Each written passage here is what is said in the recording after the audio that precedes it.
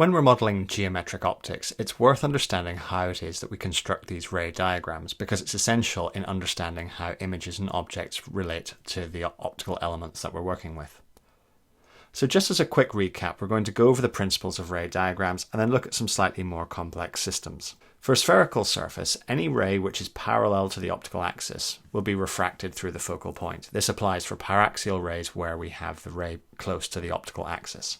Any ray which travels through the centre of curvature will pass through without refraction because, again, this is a radius of that curvature, which means that that ray is travelling perpendicular to the surface at the point where it encounters that interface.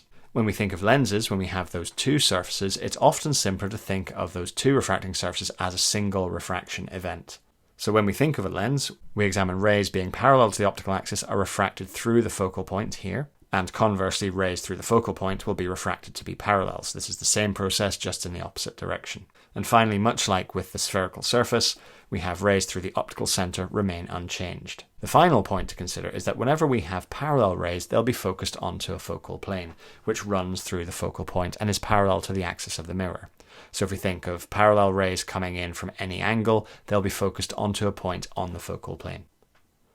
Okay, let's now think of lens combinations, so particularly for two lens systems. It's helpful to analyse these lens by lens, so we're going to look at this system here and only consider the first lens on the left of this system. What happens in a two lens system is that the image from the first lens creates the object for the second lens. So the second lens focuses that object created by the first lens.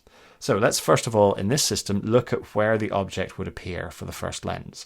We draw the ray diagram following the rules in the previous slide, and what we see is that we form an object which happens to lie past the second lens.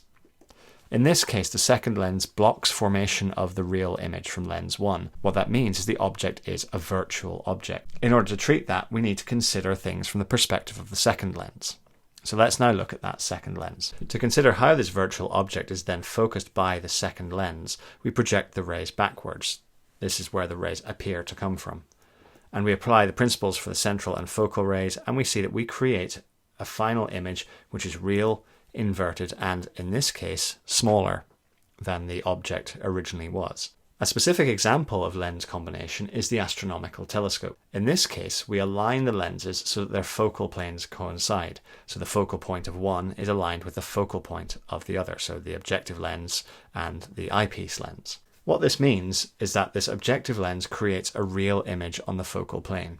So remember, in line with the ray diagrams we said before, any parallel rays, remember these are coming from infinity, they're long distance rays, they are focused onto a point on the focal plane which creates this real image on the focal plane. What that means is this real image appears then on the focal plane for the eyepiece lens, which when they pass through the eyepiece lens become parallel for the eye to view. What this means is that we end up with a small lateral magnification. So the absolute size of the object is much, much larger than the image which we actually create.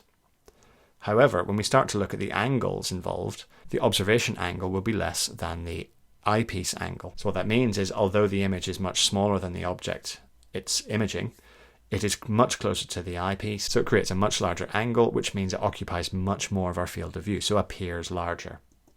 Looking into the equations of the astronomical telescope, we can approximate the angle as shown here, and that means we can find an expression for the angle magnification as the ratio between the focal lengths of the two lenses. Again, as with the lateral magnification, we have that negative relationship which allows us to specify whether the image will be erect or inverted.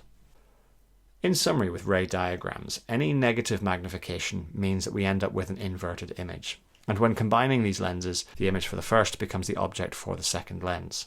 Within a telescope, while we have an angular magnification which can be large, the lateral magnification in a telescope is actually really quite small. And we end up taking a telescope which takes something which is very large but very far away into something which is quite small but much, much closer.